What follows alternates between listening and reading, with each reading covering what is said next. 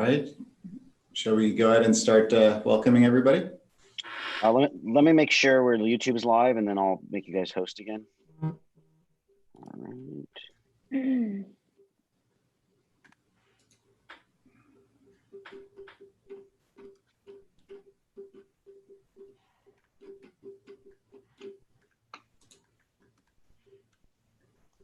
Hey, Debbie.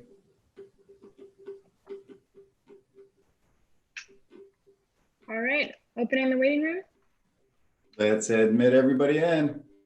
The parties begin.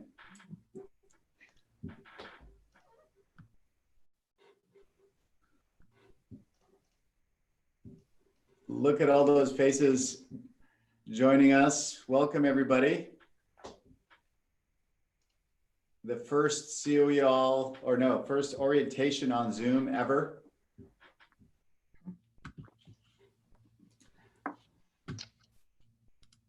Welcome, everybody. So glad you're here.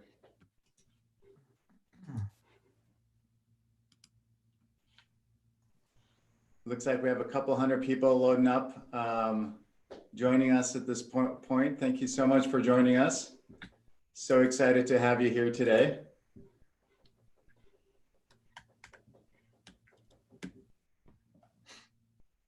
Good morning, everybody. Welcome. Thank you so much for joining us on our 2020 orientation. Definitely a first of its kind, and this has definitely been a year of firsts for us at the COE and Santa Cruz County in the United States. Lot of changes, lot of adaptations, a lot of worry, and also a lot of successes. And we're so glad that you're here with us today. So excited to welcome you. For those of you that may not know me, my name is Faris Abbas, and we have some new staff that are joining, and I'm your county superintendent, and really proud to welcome you to our orientation this year. We're going to be talking a little bit. We're going to be listening to some students who are going to be sharing their stories.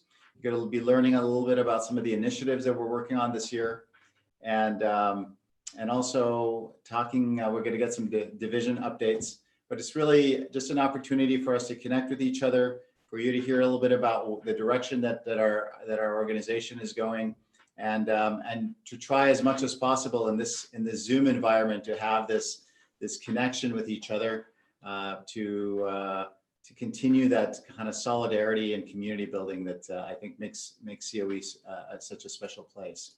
So thank you so much for joining us. I'm going to start sharing our screen, and the theme we've kind of picked for this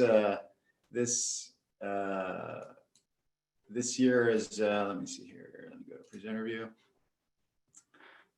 and is kind of an adventure theme.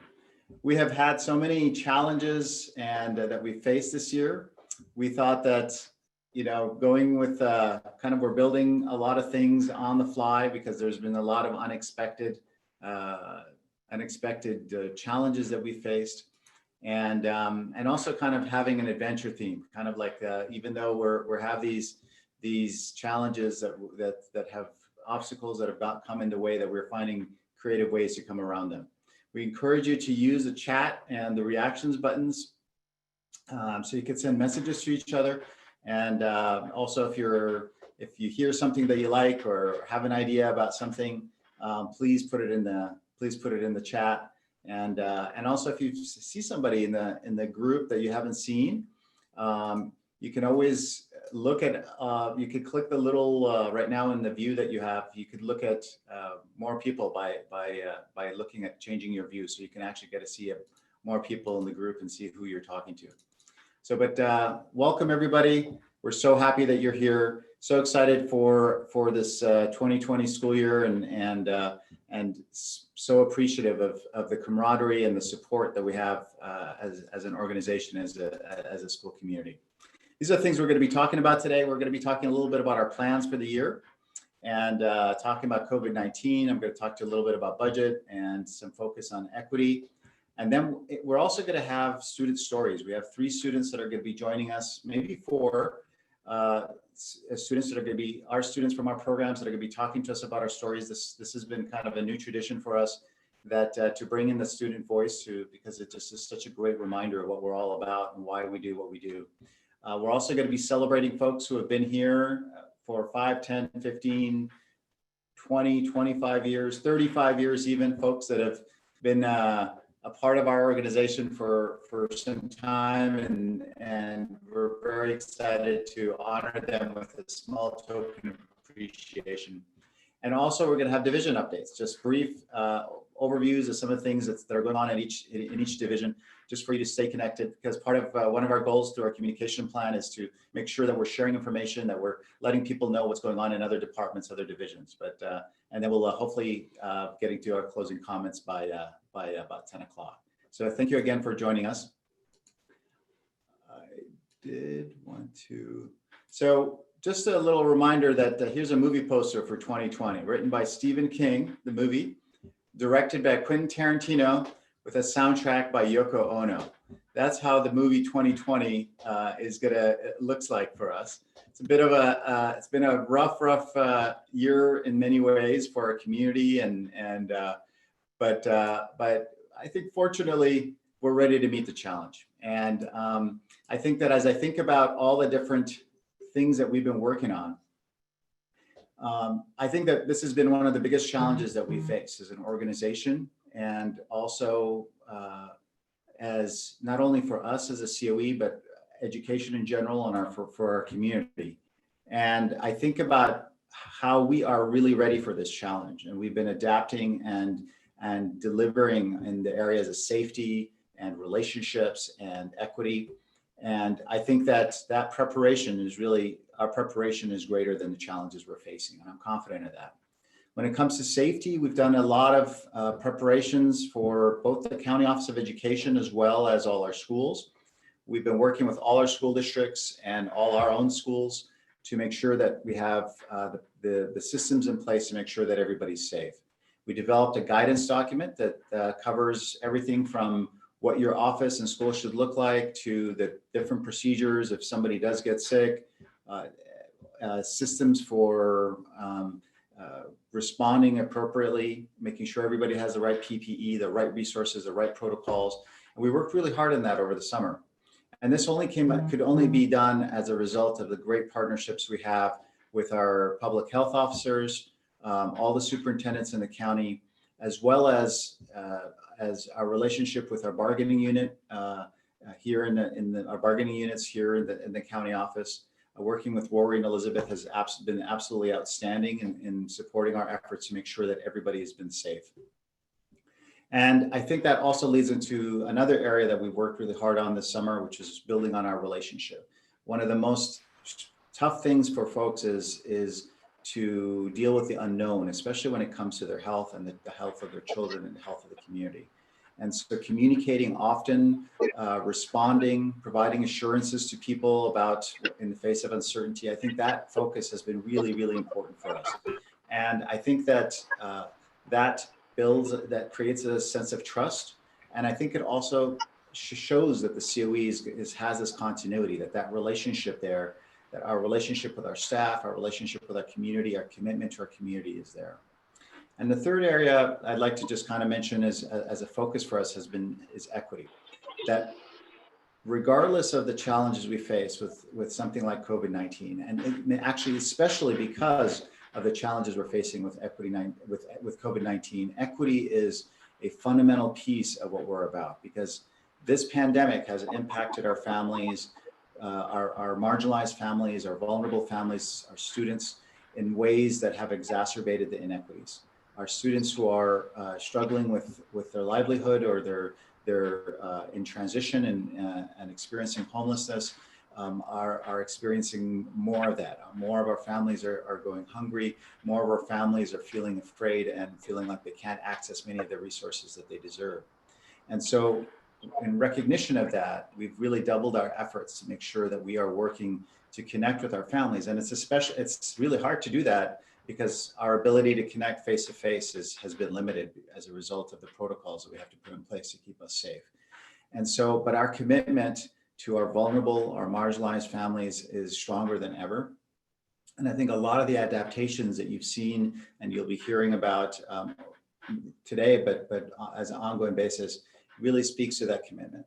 And I think that our families are going to continue receiving essential services. Our families are going to continue to see the COE as a resource, and not only our own COE families, but we've really changed our role or increased our role, enhanced our role when it comes to working with the school districts.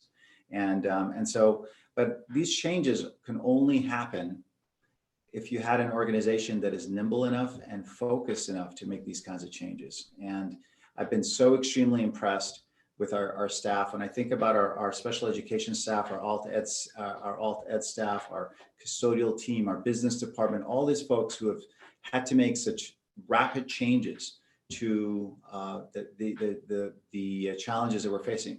For our instructional staff, we were planning on a hybrid environment until July 17th, when we were notified that we had to switch to distance learning only. And then all of a sudden we already were preparing for it. So it wasn't a surprise, but still to be able to go from July 17th until in 3 weeks to prepare for our students in the distance learning environment has just been inspiring to me. And so just very, very grateful to be a part of this team. I've been so inspired by the work that our folks are doing. And when I think about the great partnerships that we have, the great relationship we have with our County Board of Education, the great partnership we have with our labor representatives, the great partnerships we have with our school districts, and with the community agencies that we work with, public health, all of this we're all coming together. We're keeping our focus, and we're able to maintain that institutional continuity that's so necessary and so important in these times.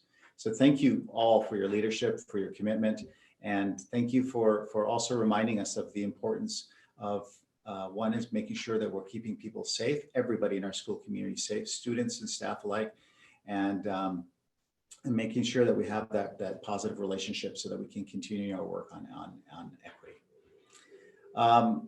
Part of that work that we developed this year has been to really focus on the office, and you're going to be coming back to, when you come back to the work, you're going to be seeing that we've really worked on the signage, the protocols, everything, every aspect from the minute you walk in.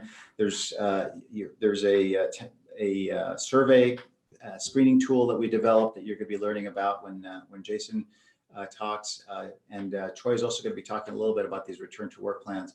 But the idea is that if you're asked to come into the office, we have really taken into account everything that's related to the environment you're going to be working in to make sure that that is the very safest, lowest risk environment you could possibly have. And so we're really proud of this work, and really proud of the fact that we've done this with the support again from our labor representatives, and making sure that we're doing everything that we can to keep you safe. I also wanted to give a big shout out to Michael Painter and Sage Levinson and everybody who committed to the Stuff the Bus. I saw a lot of folks there on Saturday working really hard. We broke the record, $9,000 for Stuff the Bus, thousands of backpacks being stuffed. And thank you to all who volunteered. I saw so many people there. I'm not going to mention names because I'll forget some, but a lot of people worked really hard helping out with that challenge. And Michael might be putting some out because the challenge is the need for some help is not over. We may need your help again, but thank you so much. It's amazing that in times of need, we step up in such great ways. So congratulations to our amazing team. Thank you for stepping up and helping out our youth and making sure that they're going to have the school supplies they need to keep things going. So one of the biggest areas of focus for us has been the focus on equity. And if you remember in our strategic plan, we talked about how important it is for us to keep this, that is at the heart of what we're about as a County Office of Education. And our definition for equity is that it is what transforms our systems to disrupt the effects of oppression and privilege so that all learners can achieve and thrive. And so we've talked about this before, about how we have to disrupt the effects of oppression. So the systems of inequity have to be broken down. That's one aspect of it. And the anti-racist systems have to be built up and constructed.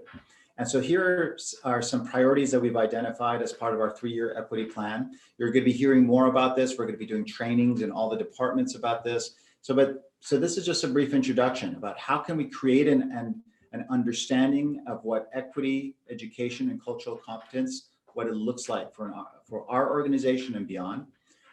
We're going to be working to develop an equitable organizational practices and student programs. So looking at all of our practices and student programs and making sure they're grounded in equity.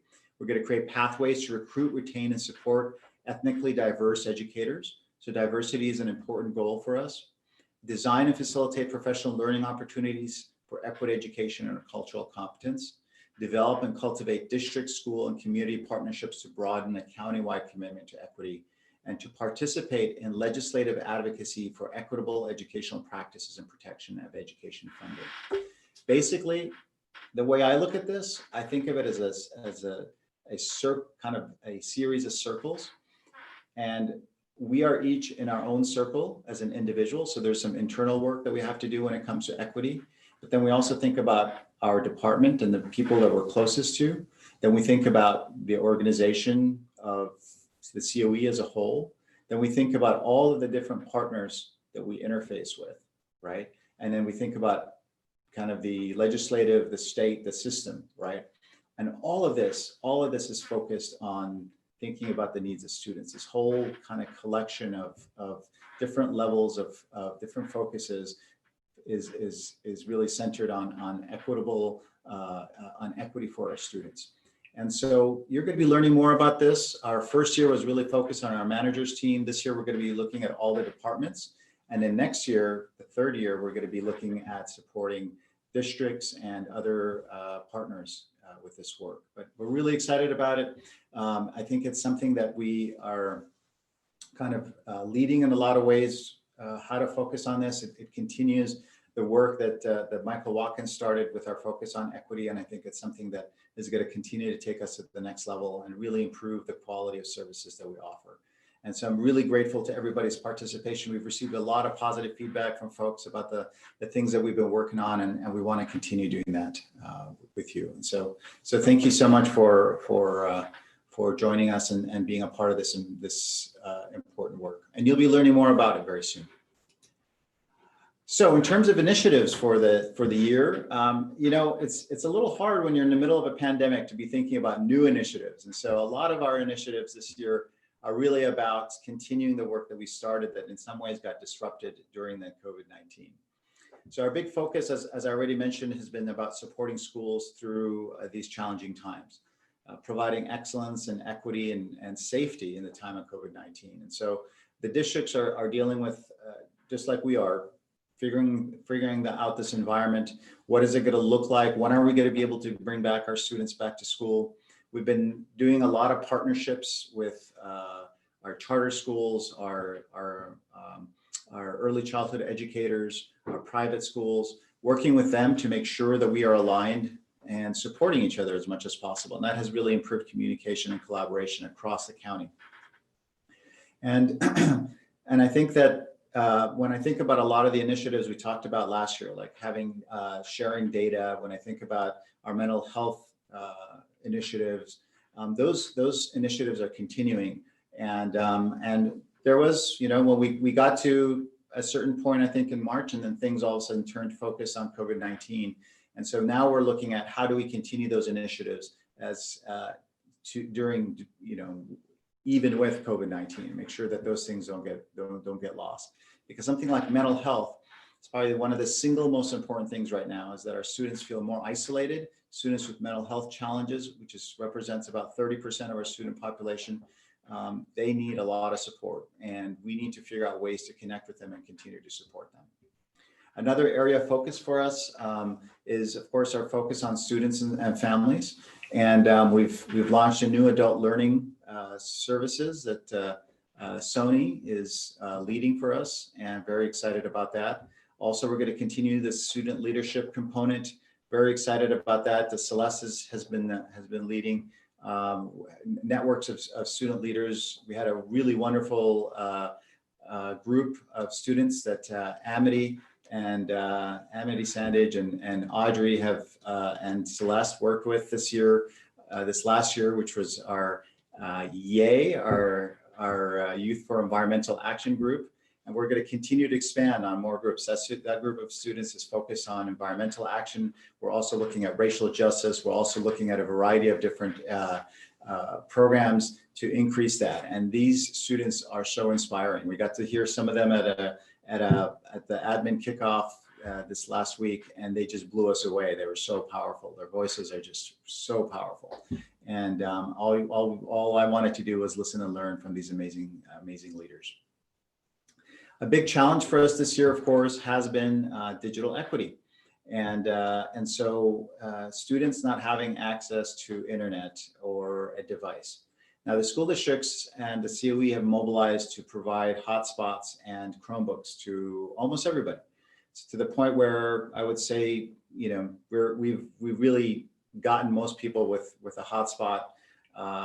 There's a few exceptions to that because the hotspots don't work in certain areas, certain remote areas.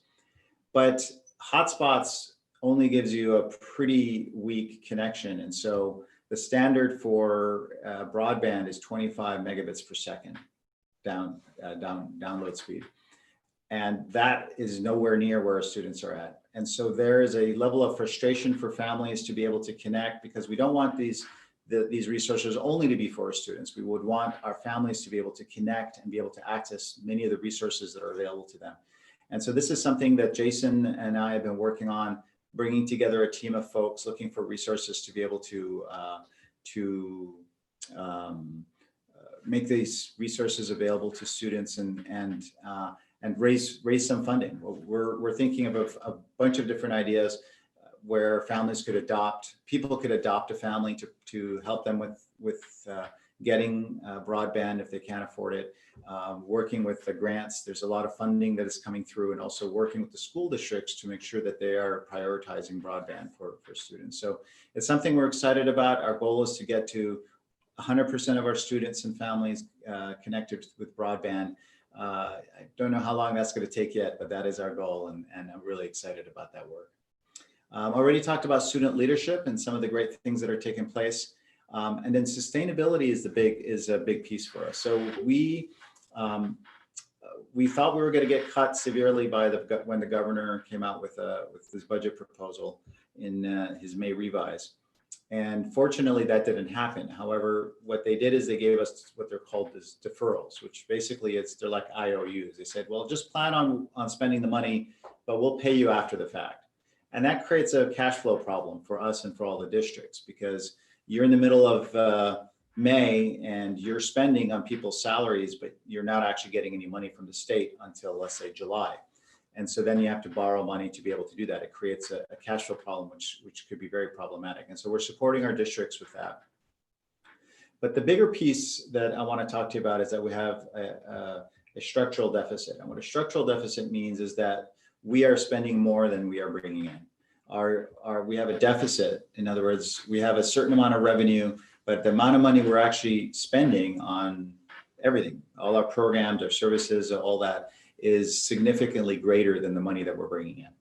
And we're pretty much flat funded as a county office of education. So we get the same amount of money. So every year when our salaries and benefits go up, the same people cost more. And so that means our structural deficit continues to increase. And so this is something we're going to be working on, because we have to get to a point, we have some reserves, but they're going to be used up in a matter of just a few years. And so we have to work on developing, we have a plan to work on reducing our structural deficit so that we will be able to continue being in a positive financial place for a long time. And Leanne is going to be leading that charge, and I'm going to introduce her in a little bit, but I'm very excited about that. It is going to be tough, though. Making reductions and thinking about how we're going to be making changes is going to be one of the challenges that we face. But currently we have about a $2.7 million deficit that we're going to have to be looking at. And so this is something that we're going to be working closely with our bargaining units. We're going to be working closely to identify how exactly we're going to be addressing the structural deficit and how do we can get to sustainability. And that's, you're going to hear that word a lot from your departments and from managers and from other folks, is how can we be more sustainable? But it's something that I think is going to make us stronger, and it's going to make us be able to continue delivering on the services that we have for a long, long time. And if we plan it out effectively, then we're going to be able to do it in a way that does not reduce services to kids. And that's really what the goal is. So I think that we're very well positioned to be able to address all of these challenges. I think that I'm so excited about the team of people that we have. We have some amazing staff. I want to welcome all our new hires. We brought in a great team of people to the organization, and so we're not going to introduce them right now because each department is going to be introducing their own staff, but we have a long list. But I do want to welcome Leanne Reyes, our Deputy Superintendent of Business Services, who's coming to us from North Monterey County, but she really is a local. She's coming back to us. Grew up here in Santa Cruz County and is coming back to us. Leanne is going to be talking to us when she gives her business services update. So that's going to happen in a little bit, because I'm going to put her on the spot and ask her to tell us a little bit about herself. Leanne has been absolutely wonderful to work with in the last few weeks, bringing such positive energy and a lot of experience. She's worked at several districts here in the county and as well as in other counties. And so just a wealth of experience and knowledge, and we're just really excited to have you join our team, Leanne. So welcome. But Leanne is not the only new person who's joined us. Look at all the amazing people who have joined us. Just a nice, wonderful, beautiful list of people. And we're going to get them introduced by their departments in just a few moments. And so just want to say thank you. Welcome to all these wonderful folks. Alana, Christine, Crystal, Naomi, Mariko, Tatiana, Tisok, Boaz, Jessica, Sierra, Hilda, Mary, Karen, Stephanie, Scott, Todd, Stephanie, Angela, Stacy, Lennis, Alexis, Lisa, Kimlin, Katie, Michelle, Christina, Reynaldo, Benjamin, Daniel, Jennifer, Reynaldo, and Robert. Thank you so much for joining us. We are so happy to have you. You make us a stronger team. And I think that you're going to find, if for those of you that are new, some of you have been with us for a little bit, but you're going to find that this is really a wonderful environment and a wonderful school, a wonderful community to be a part of. So we're just so very excited for you to join us. And I am going to ask Emily Hurd to join me to introduce a couple of students who are part of our special education department. And Emily, welcome. Hi everybody. Thank you so much for joining us. So great to hear your voice and to see your face. And you're gonna help introduce a couple of students for us today. Yes. So the first student I'd like to introduce is Isabella. Bella. She has been just such a trooper during the Zoom meetings, and she wanted to talk a little bit about her experience, about what it's been like during virtual learning. So let's see. Bella, can you unmute yourself? Hello. Hey, there you go. Hi. Hey, Bella. All right. So, so our first question for you, Bella, is we were wondering, what has it been like? What has your experience been like on doing distance learning? It is very different, and it's probably different for everybody because everybody wants to just go to school, but we can't, sadly. But it's actually really nice because you could just wake up, get ready, just be in a pair of sweats and a hoodie. Just be comfortable.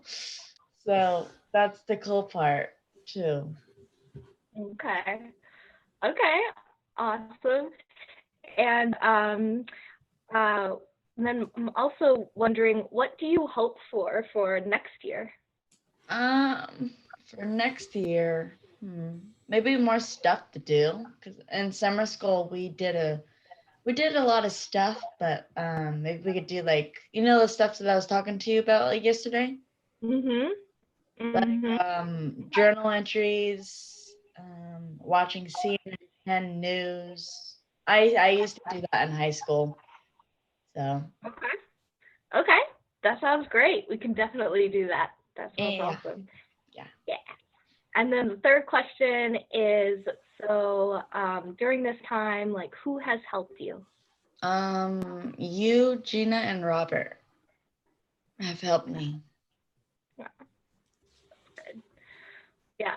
Well, thank you for talking to everybody, Bella, and for sharing your story. I think it's really helpful because a lot of people at the COE like don't get to spend time with the students, so it's really awesome to like hear what you have to say. So yeah. So let's see. Now we can transition to the next student. She was having a little trouble with her internet. Her name's Catherine Cruz. But let's see. Catherine, are you all right now? I can't hear. Yeah, I think. There's not really kind of internet in Boulder Creek where she is. Yeah, Like yeah. the trees. Yeah, yeah. Sometimes it can be a little spotty up there. So. Could I ask Bella a question? Oh, yeah, go for it. Bella, Yeah, would yeah, that be go all ahead. right? I'm just, you shared that that Emily and others help you, but I was curious, what is it about what is it about school that you like? What is it that makes it special for you? When I was younger, I loved to school. I did not dislike school. School is my favorite. So like every morning I was so excited to go to school. So I'm like every morning I'm excited to go to school because I just miss my friends, miss hanging out with them, but we can't. So at least there's FaceTime and stuff. Thank God for that. That would not be good. But yes, school's my favorite. I love school. Wonderful. I always did. Bella, thank you so much for joining us and telling us a little bit about your story. We really appreciate it. And you remind us why we exist as an organization. So we're here to serve you and your peers, and we're just really proud of all your successes, and we know you're going to be doing great things. Congratulations. Thank you. Thanks so much, Emily. Thanks. Really appreciate it. I think Catherine is on now. Oh, wonderful. Yay. Yes. So she said that yes. So let's see. So Catherine, can you unmute yourself?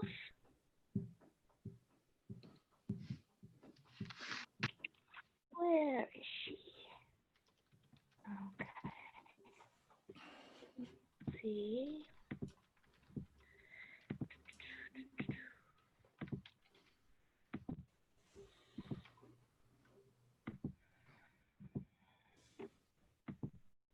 Okay. All right, 1 second. I'm just scrolling through everybody to see if I can unmute her. Okay. There's a lot of people in this meeting.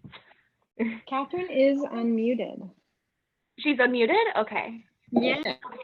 Oh, okay. Okay, Catherine, can you say hello to us? It's hard to. Oh, I hear you. I can hear you. Hi. Good morning. Good morning. Hi. Oh, we can hear you. Okay, great. Yay. Yeah, I guess so. I was wondering about those questions that we talked about yesterday. And the first thing is, what has your experience been like on Zoom?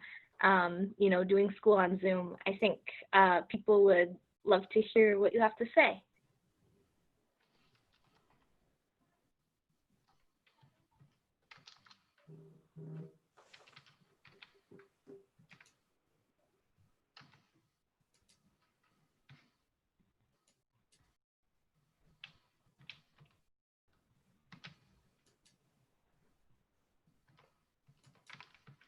Having a hard time hearing you, Catherine. Can you speak up?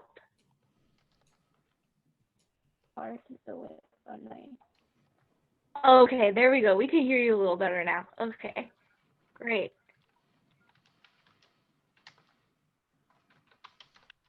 Have her chat it. Maybe you can read it. Yes, maybe. Okay.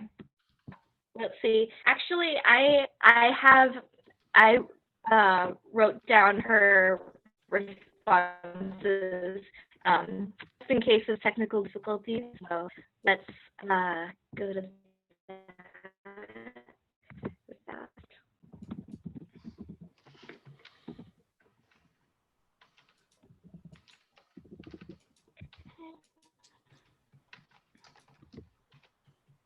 Emily, do you want us to maybe check to see how we can help Catherine get on her voice and then come back to you?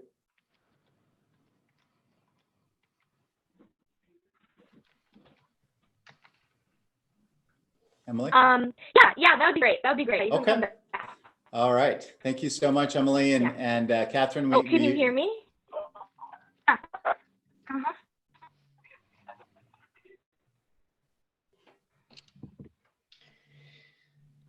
All right. All right, Catherine, we're going to look forward to hearing from you.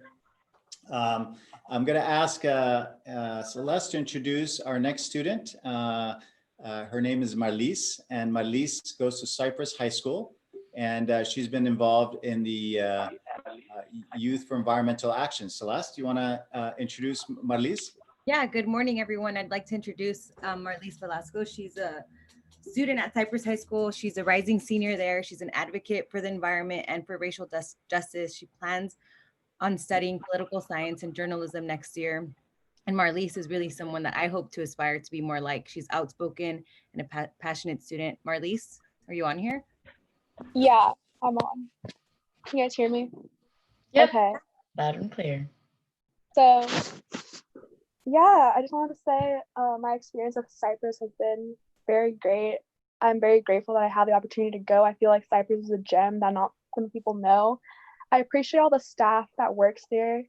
Like, all the teachers genuinely care about the education you want to know. You know, it goes beyond just textbooks. I have a teacher, an English teacher, who she engraves like social problems, global issues into what we're reading. And last, the last month I went to school, we read literature from Chile, which I thought was like awesome because we never read, we're like so stuck in a bubble where we only read American literature, and we have teachers that genuinely care about the type of literature we want to know about. And that's the kind of education you just get at Cypress. And you also get this security. Everyone knows everyone. So everyone knows when you're sad, and I can easily just go to Megan or Rachel to talk to them about my issues. That same English teacher, every time I have her class, she asks me, how are you doing? And it's a genuine question. And I can sometimes be like, you know what, today sucks, and I cry, and I have my moment to cry, and it's fine. I don't feel ashamed for sharing my emotions. And I feel like education goes beyond textbooks, and education should be a space where you can feel and where you can express and not just be a student, be a human. And I feel like that's what Cypress brings. So yeah, it's going to be hard going to college and not knowing if I'm going to have that.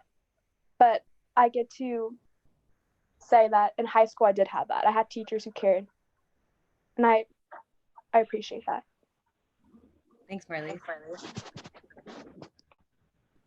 Marlise, if I could just ask one more question, which is, thank you so much for being here. And so, you know, you've been involved in a lot of leadership activities. We've been asking, you've been speaking a lot and kind of about what's important to you and to youth right now.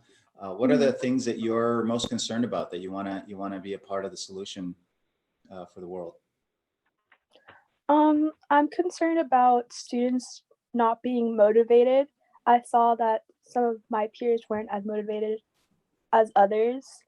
And I don't know if that there could be a solution, to be honest. I feel like there needs to be, the teachers have done everything that they could. And I just wish that it didn't have to be like that. You know, there's circumstances that we can't change, and that's the reality. But just knowing that that there's teachers there, that they genuinely care about each student, that's my one concern, just the lack of motivation some people are going to have. Okay. Thank you so much, Marlise. Thank you for your leadership. And I know that you're inspiring a lot of your peers and all over the county as part of your countywide leadership, but you're also inspiring us. And just we know that you're going to be doing amazing things, and so are Bella and Catherine. But thank you so much for joining us today. Really appreciate it. Thanks, Celeste. And our third student is going to be joining us, and Isabel is going to be joining us just a little bit later.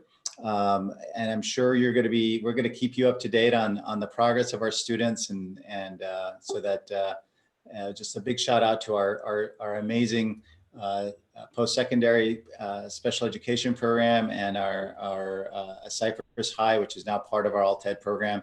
Just amazing things that we're doing for our students, and just creating that environment to foster an environment that fosters leadership and excitement for learning. And so it's wonderful to be reminded about what we do and how important it is and the impact that it's having on our students. So thanks again.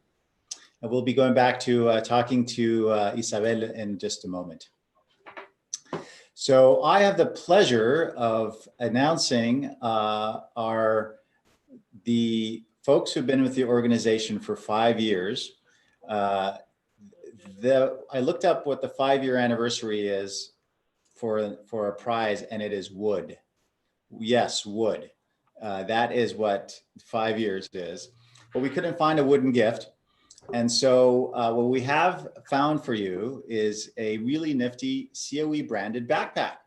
And so for these folks who've been here for 5 years, Yesenia, Richard, Margaret, Jacqueline, Yazabel, Deborah, Erica, Tanette, Jessica, Rith, Yvonne, Audia, Norma, and Jessamine and Mariel.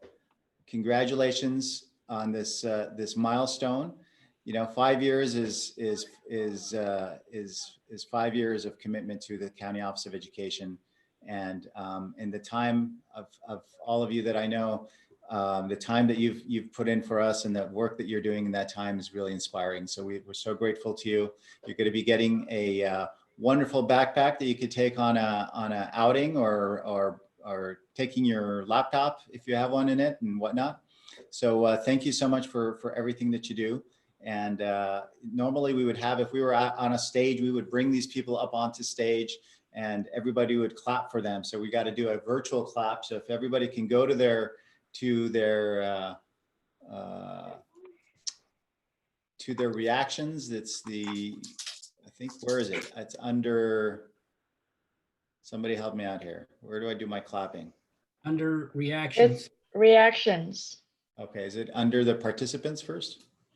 Yes. No. It's Reaction. next to the share screen button. Next to the share screen button. I don't have reactions, so for some reason. All righty then. But yes, you can clap. Look, Robert Suniga. Thank you, Robert. He's clapping. Thank you.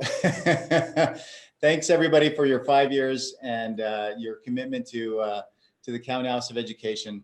It's you know, as we go through this, we're going to be looking at all the folks that you're going to see what other folks are, the numbers of people that continue with the County Office of Education. And we pride ourselves in being in organizations where people want to come to and people want to stay with. So really wonderful.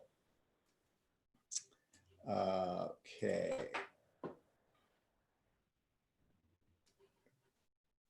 All right. Does everybody see my screen? Are we good? All right. Okay, so now we're going to jump right into a department update. We're going to start with our Tech Plus department. And I'm going to ask Jason, who is our Chief Technology Officer, to give us an update on Tech Plus.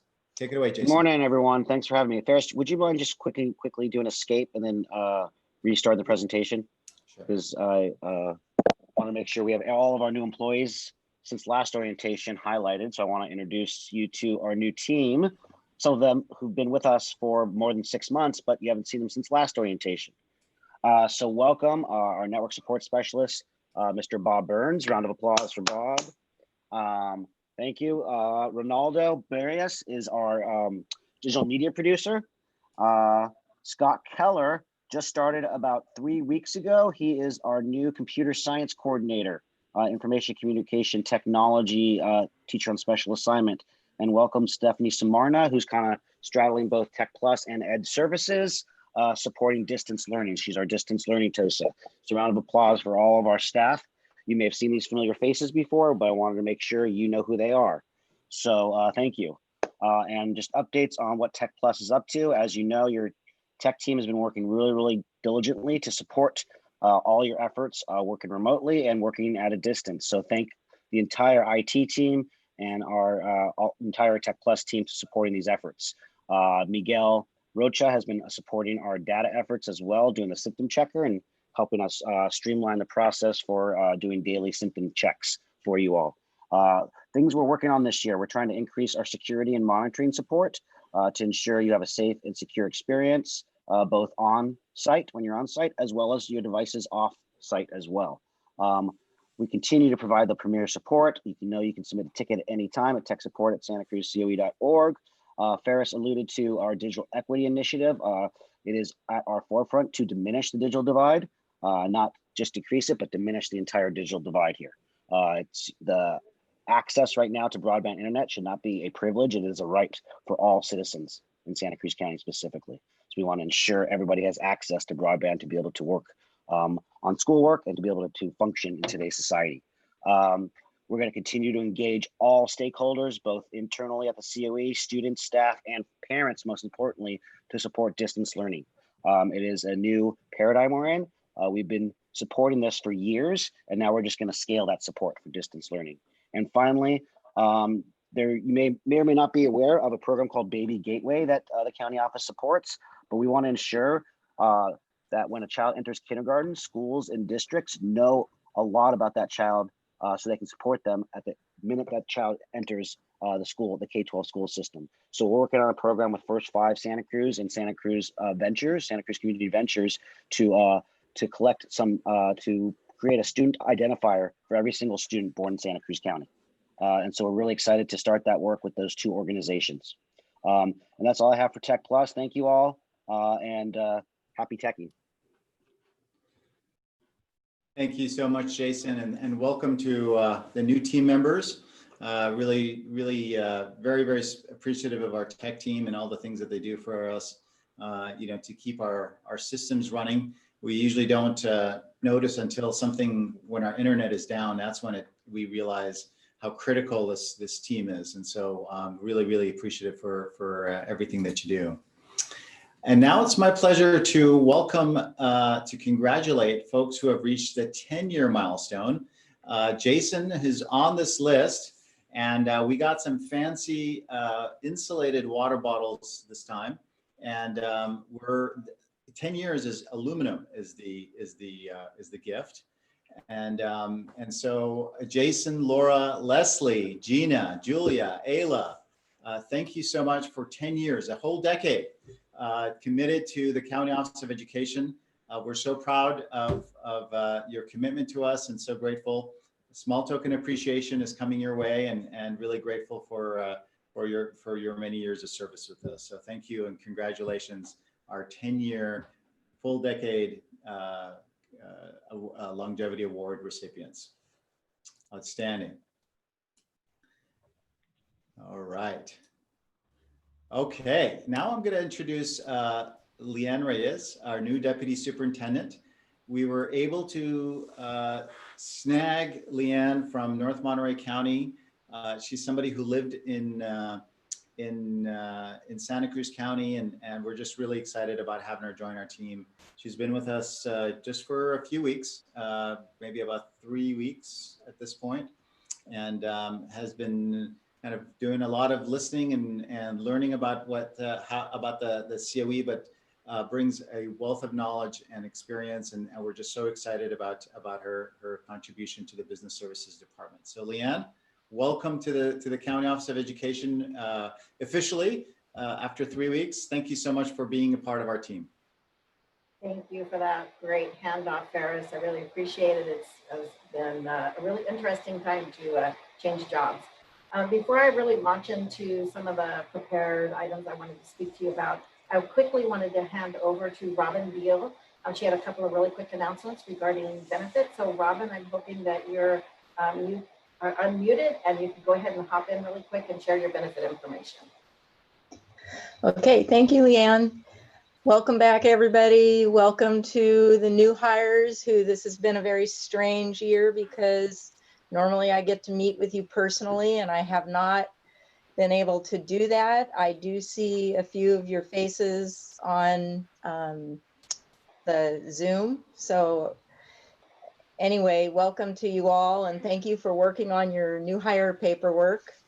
What I wanted to go over today was the benefits, the rate increases for October 1st. I sent out open enrollment memos to all of the groups. If you're interested in changing plans, if you could get that memo done as soon as possible. If you can't find your email, contact me and I will resend it. There was a $70 rate increase to the Premier HMO, and the COE and the groups split that increase. So the increase that the COE is covering is $35 of the 70, and that trickles down to the other plans. There aren't very many people on the PPO plans. The good news about the PPO plans was they decreased, so yay for those people. There are no plan changes to any of the benefit plans. The plans are the same, co-pays, everything's the same as last year. If you are interested in signing up for unreimbursed medical, dependent daycare, or finding out about extra plans like cancer, life, accident, the open enrollment for American Fidelity, I have sent out emails about those.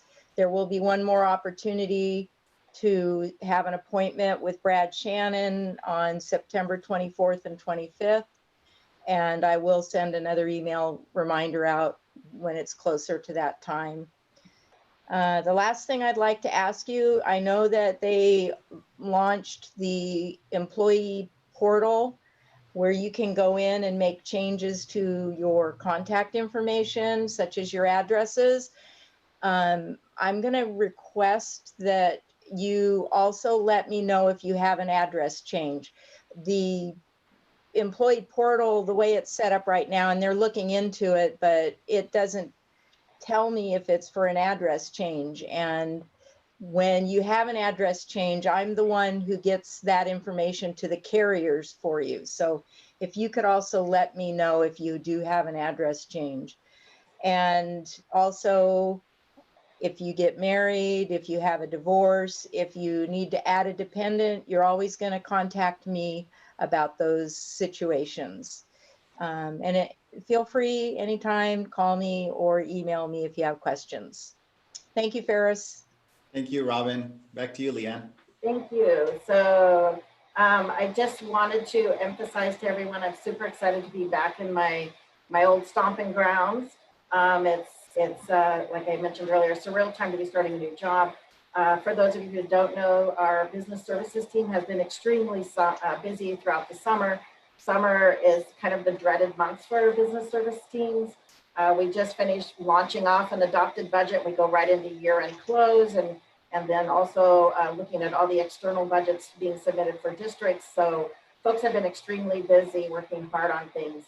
In addition, we've had the dynamic duo of Jean Gardner and Kurt Osborne working tirelessly along with coordination efforts with George Lopez and Sage on PPE for the entire county. This involves not only private purchases, but also working through Cal OES, not an easy organization to work with. So hats off to everyone for working through that. Ferris did mention about we will be moving forward, looking through a little closer at department budgets and seeing if there's places where you can streamline, look at our programs, see which programs are working, maybe which ones aren't, and start working towards achieving a balanced budget. And then really importantly too, we've been trying to support our district through these challenging times. For those of you who have me on speaker view, you can see my background. I purposely selected this background for this morning's meeting. I was asked to share a positive message with everyone to start off my segment here. And the message that I wanted to share with everyone this morning is taken from, as most people can see who that is, Horton Hears a Who by Dr. Seuss. And simply, I just want everyone to know we are here, we are here, we are here. The business department is here to support everyone. I know during this historical moment in time, we continue to stay connected and complete our work diligently and with competency and pride in our results. And we are here to support you. You know, I read the following this weekend and it really resonated with me, and I wanted to share this comment with you all. This is going to be a year of patience, of caring, and of being flexible. And I believe my staff as well are committed to helping build some resilience, confidence, and courage in one another and for our students. And in that regard, I do want to take a quick moment to introduce you to the new staff that's in our division. Hired on September 9th, I guess just after last year's orientation, the lovely Miss Stephanie Rice, she's our new payroll manager. Stephanie, when I was hired, I was told it was okay to say I'm new up through the first year, so you've got a few more weeks to go before your get out of jail free card expires. Use it well. Stephanie has 2 children and she lives in Capitola, so welcome Stephanie officially. And then hired just about a month after Stephanie was Karen Milheim. Karen is our part-time clerical assistant working with Tina Rieger, focused on the school-based medical administrative activities, also known as SMA. Karen lives, I believe, in the Scotts Valley area, has 2 children. And I just wanted to say very quickly that my hat is off to both of these individuals as they started new jobs and they were just getting into the groove when the pandemic hit. And we all know how hard it is to start a new job, but to layer on a pandemic after just a few months is even more difficult. So thank you so much to both of you for the valuable contribution that you've been bringing to our organization. Some things that our department is excited about for this year is rolling out the employee portal, which Robin mentioned earlier, which is a department goal achievement. Also, we have moved to 100% paperless new hire for the new onboarding process. We're starting the new 2021 fiscal year. Woo, woo. I can tell everybody in business is so excited about that one. And then we also are going to be launching our business services lunch and learn sessions. This is going to be brought to you, I believe, by Melissa Lopez and Stephanie Rice. So please stay tuned for more information on these fun meetings, informal meetings at a later time. So finally, I think, especially because I am new and not everyone knows me, we have had an opportunity to chat with each other a few times in the business department and other members of the COE. And I just wanted to express my gratitude to the staff for working diligently from home and for keeping the COE floating along, even though there's a lot of challenges associated with that being remote. I want to thank those of you who come into the COE, even if it's briefly, to pick up papers or run copies, just to help keep the workflow moving along. I also wanted to thank everyone for being a parent and a teacher to your children and co-worker with your other household members, including your pets, while you're still trying to work for the COE. I know that brings a lot of unique challenges, and I honor all of you for the work that you've been doing and grateful for your support of one another, and especially for the students of Santa Cruz County. And I really wanted to share that I appreciate that our department is very hopeful, their hopefulness for staying connected through the Google Hangout feature, for sharing some laughs, for sharing how much you miss one another, and how you look forward to being together again in the near future. I'm excited to meet all of you in person in the months ahead, and let's just continue to practice our patience, our caring, and our flexibility for one another in the months ahead. Thank you.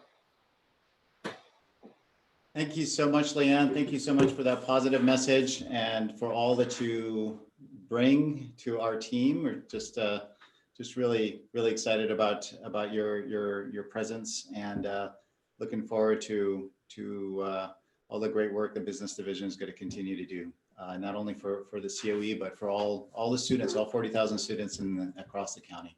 Thank you so much, Leanne. All right, it's time for 15 years of longevity awards, and the celebration for that is the Crystal is the award for that. We call it the Crystal Award. And so we have some amazing people who've been with us for 15 years now. Paul, Melissa, Michael, Jamie, Heather, Scott, Sita, Audrey, Christina, and Susan. Amazing folks who've been with us for 15 years. You get the customized business card holder engraved with the COE logo, and a new set of business cards, and so that you can continue to promote the amazing work that you're doing. So congratulations, 15 years, it's a decade and a half. You know, again, our gifts are only tokens of appreciation because your commitment is huge. And we are so proud of the fact that you choose to be a part of the COE, you continue to be a part of this team, and hopes that you'll continue to do so for many years to come. So congratulations to our 15-year recipients. It's really awesome. I wanted to ask if Emily, if you think Catherine is ready to share with us. Catherine, are you ready to? Do you want to talk to us a little bit? Oh, I'm sorry, Ferris. I thought that you guys had moved on. Oh. So I told her that she could go, but I do have down what she wrote, and I can read it out for you all. Okay. I think Catherine might still be on. Catherine, are you still on? Oh, is she? Yeah, Okay. Oh, Yes. good. Yes. So Catherine is still on. Catherine, would you like to tell us a little bit about what you'd like to share with us?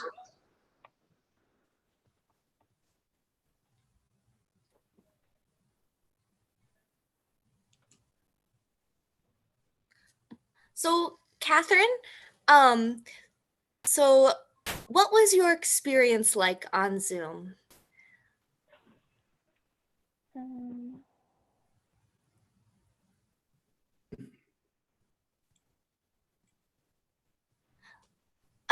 Like, for example, like we were talking about before, like what is something that you like about Zoom? What's something that might be challenging about doing class on Zoom?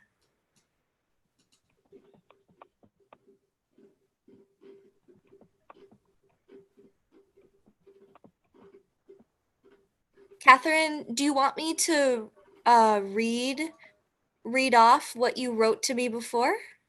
Yeah. Okay. You know what? I got Thanks, super Catherine. nervous. I got super nervous in front of the 200 people too. So, well, what she had written to me yesterday was what I like about being on Zoom is that I can talk with my friends and see them on Zoom. I wish I can hang out with them and see them. I wish I can see my teachers too. And I miss my friends and my teachers, but they always make me laugh and smile while I'm on Zoom. So I thought that was really that's wonderful. Thank you so much for sharing your story with us, Catherine. We're so proud to have you be a part of our program. Great to see you. Congratulations. Thank you. All right, and I'm going to ask, we have another student who is here, who's part of our Career Advancement Charter. Her name is Isabel, and I'm going to ask Jesus Reyes, who works with our Career Advancement Charter, to introduce her. And I'd be happy to also translate for her into English.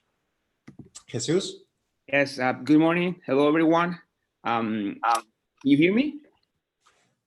Yeah, okay, great. So yeah, I'm honored to introduce Isabel Quintero. Isabel graduated this May from the CAC. Prior to her enrollment with the CAC, Isabel worked and tried to earn his high school diploma in different schools. But with the support of the CAC staff, Isabel was able to achieve her important goal. And he set this goal because she wanted to go to Cabrillo and study early childhood education. So hopefully in a few years, she's going to be one of our teachers here in the county and work with us and with the students. So thank you, Isabel, for sharing your journey with us. Isabel. Hi, can you guys hear me? Yes. Okay. I could talk in English if you guys would want. That'd be great. Okay, perfect. So my name's Isabel Quintero, and I first found out about CAC at the Strawberry Festival, which was out of so many years, and here in Watsonville, it was, I guess, one out of 100. And I was so unsure about it. I was like, should I give it a try? Because I got led down a lot about adult school. And I gave it a try, and my partner and I called Jesus, and he was so kind right away. He told us all I needed was a meeting and my transfer. And I went to Aptos to get my transfer, and right then and there I subscribed to CAC.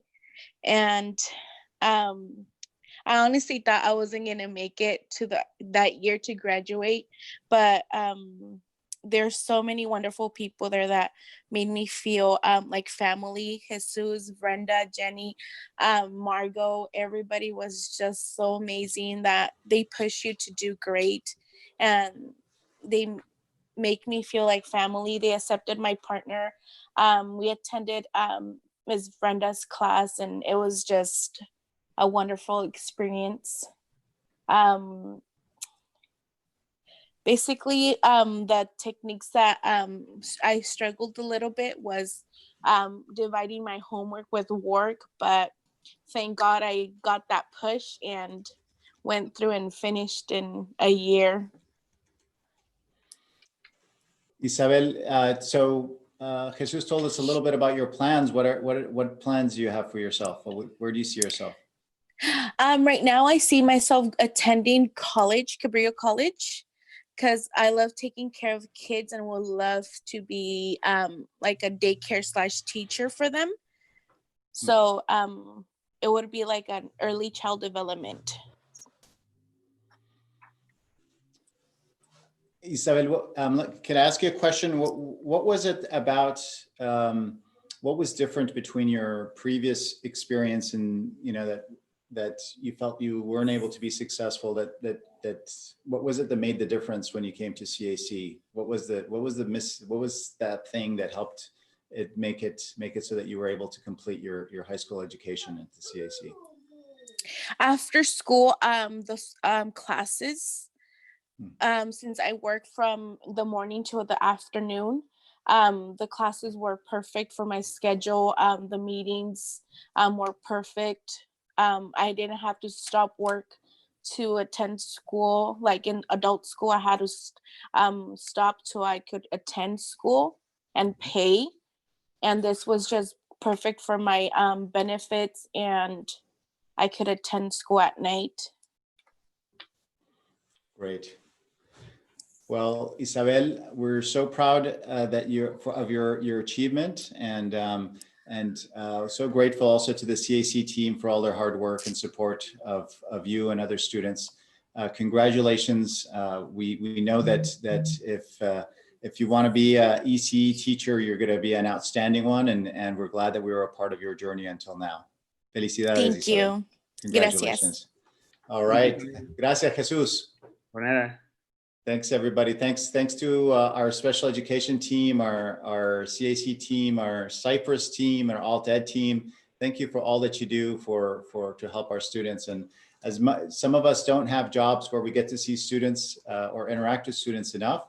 And I always encourage everybody, regardless of what job you have, to find time to be able to visit a school site, because whether you're working on whether you're like Robin, who's taking care of all the benefits for everybody in the county, everything that Robin does helps make sure that all of us are able to do the work that we do, or whether you're working on, supporting, making sure that the budgets are our balance, all of that work, all of those efforts, whether you're part of our maintenance and operations team, all of us are working together on the same team on behalf of these students. And so that's what makes me so proud to be part of the COE. And when we see these successes and we see our students, and when they tell us about what makes our program special for them, that they're designed for them around their needs, it makes me very proud. And it makes me very proud of our students and of all the staff that support them. So thank you and congratulations to all our amazing students. All right, time for another longevity group. We have the 20-year awards, and these folks get a platinum gift. And the platinum gift is a engraved pen.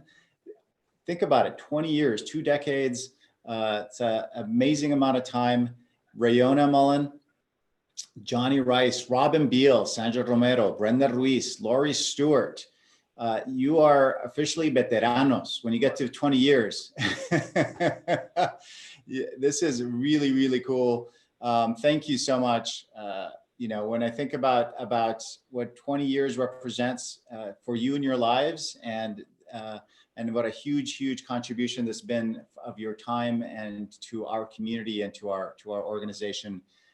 This is absolutely outstanding. So thank you so much for everything that you do. And think about all of the all the thousands of lives that you've touched over those years. Congratulations, awardees.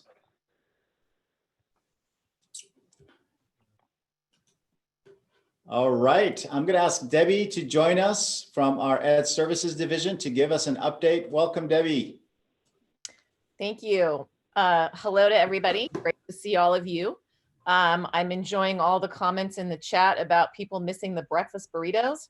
So Ferris, I think next year, if we have to keep doing this, we're going to have to figure out something to get those breakfast burritos to our team, or they're going to rebel. Rith is now saying sorry, but no, I think it's actually pretty entertaining. So I do miss seeing all of you. I'm looking forward to when we can get back into the office and be a more cohesive team together. But in the meantime, I'd like to welcome our new staff members who have both hit the ground running. We have Angela Meeker, who comes to us from Delta and then previously from Santa Cruz City Schools.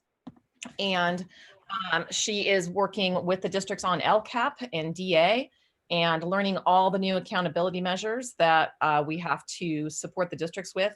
And she's doing a fantastic job. And then we have Stephanie Sumarna, who comes to us from Bonnie Doon. And she hit the ground running again by putting on an entire distance learning boot camp on Friday. And so shout out to Stephanie. It was pretty amazing. I think there were over 400 people who attended. So our goals for the year are just to continue working together.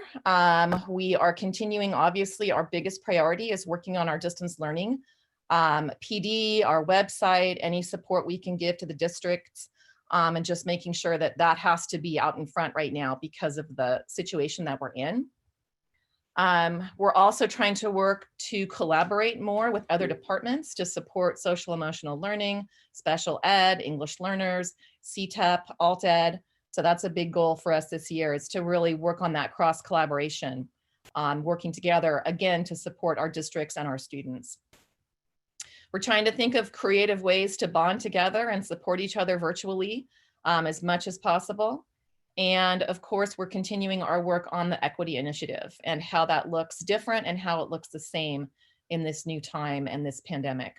So we're excited about our goals for the year. We have a retreat planned on Friday, getting our plans in place. And I also would just like to thank our whole department for working so hard during this time. And a special shout out to those who are working in our child development programs and our Migrant Head Start programs, because they have not taken a break this entire summer. They are there making sure that childcare and support for all families is happening. And so I just want to thank Maria and Diane and Sita and Brenda and Christina and anyone else I missed for just working so hard to support our families. You have been incredible. And our whole department has been incredible. So I'm looking forward to a great year and hope to see all of you soon in person. Thank you so much, Debbie.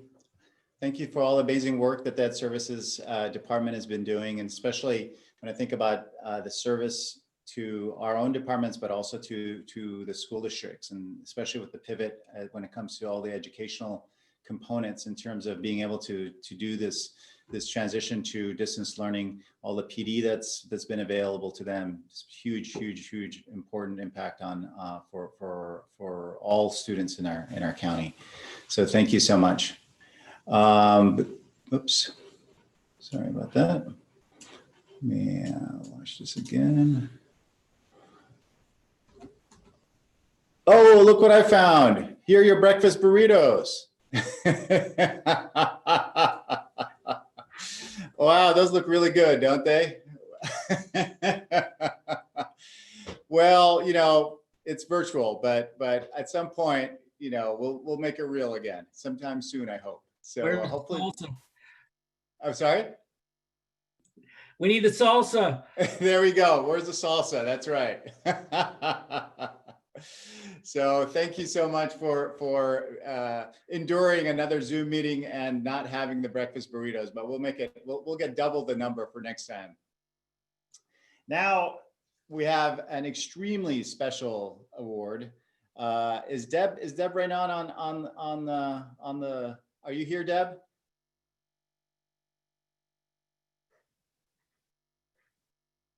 Deb is not on the call. All right. Well, Deb has been with us for 25 years, and she is getting a silver award, which is the silver award is a plaque, and a plaque that commemorates her 25 years of service with us. She's somebody who's done just amazing work for the county office with our CTE program, and just really proud of what she's been able to accomplish. You know, that we've gone through some serious evolutions with our CTE program this over the last few years as a result of the changing in funding, and in terms of being able to continue to provide amazing quality in our medical and dental fields.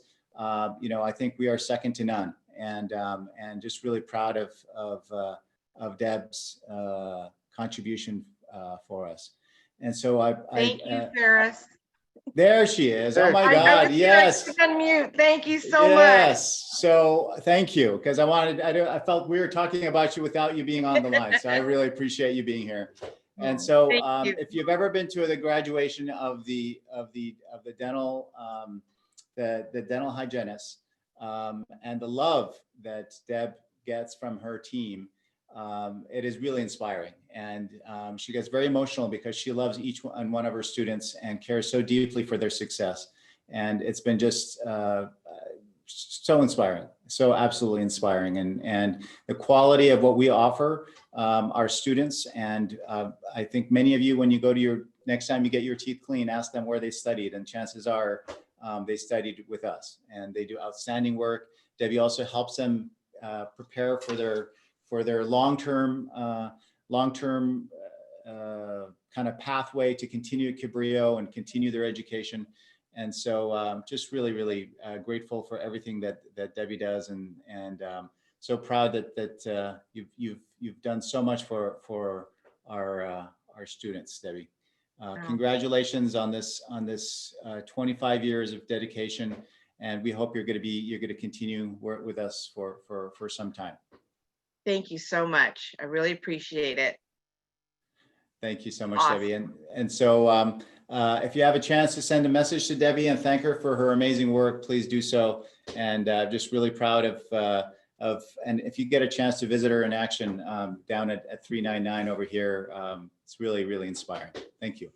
Thank you.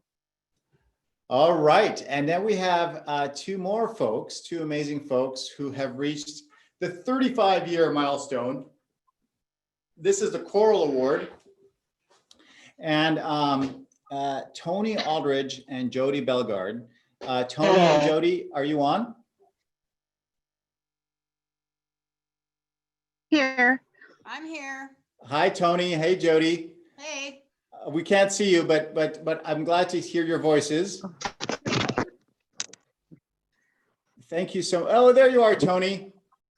Hi. Wonderful. Jody is somewhere on the beach, it looks like. Yeah. Hanging out with the lighthouse. Ladies, 35 years. When I think about folks that have been a part of the core of this organization, I think about you, and you have. It's inspiring that you have dedicated so much of your professional lives to this organization.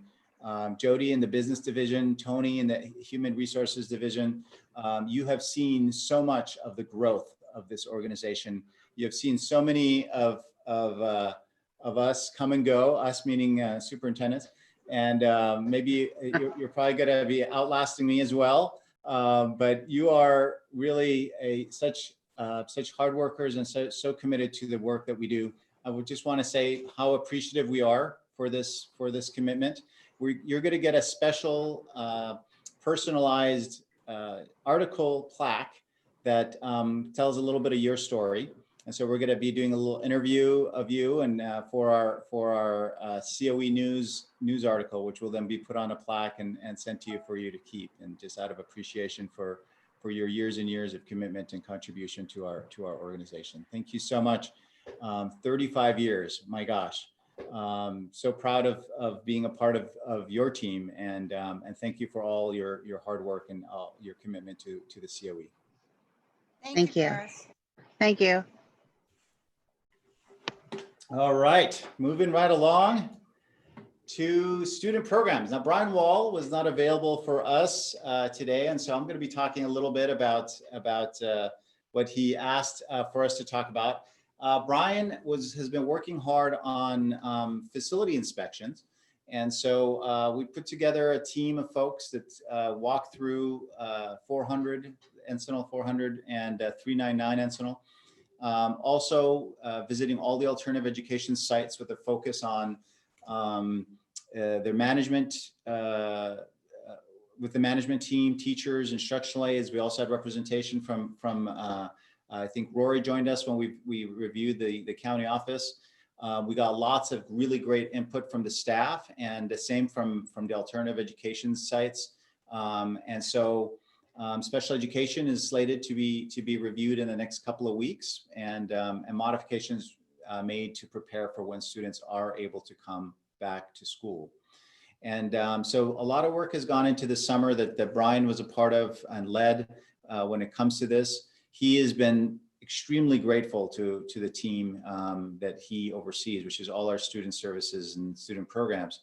And he would like us to welcome Ben Alamillo and Daniela Lanis, who are working with Jennifer Busing in our safety department. And so congratulations, welcome aboard, Ben and Daniel. And of course, Jen is also new to us for, this year.